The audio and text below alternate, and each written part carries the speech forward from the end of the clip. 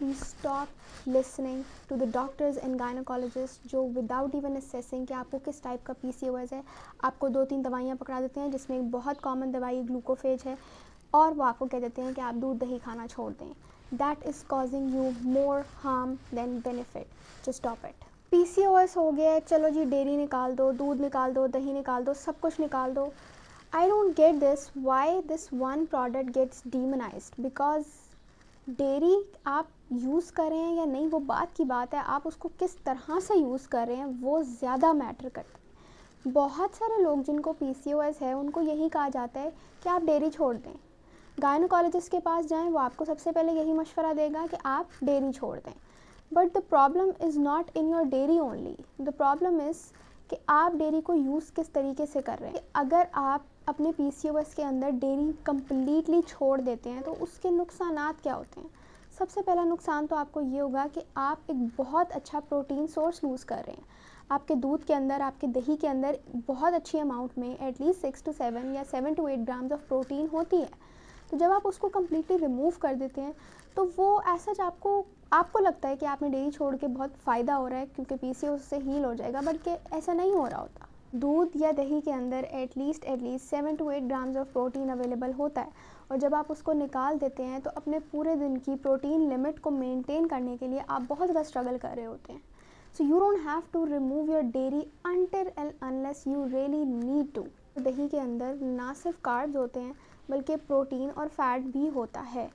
सो जब आप उसको कंज्यूम करते हैं तो वो आपके ब्लड शुगर को मेंटेन करने में हेल्प करता है. आप उसको कंज्यूम कर रहे हैं किसी भी कार्ब सोर्स के साथ, उसको प्रोटीन के साथ भी अगर आप मिला कर यूज़ करेंगे तो आपके ब्लड के अंदर ब्लड शुगर स्पाइक्स नहीं आते, इंसुलिन स्पाइक्स नहीं आते, आपकी शुगर स्टेबलाइज्ड रहती है डेयरी की वजह से.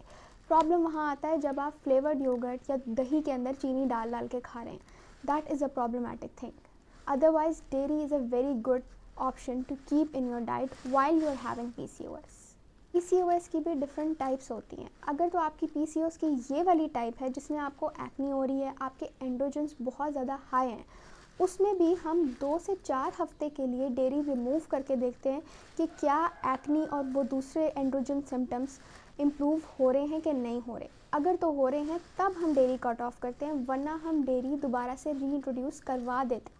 बिकॉज अगर डेयरी रिमूव करने से भी आपका प्रॉब्लम सॉल्व नहीं हो रहा, then why are you even removing it.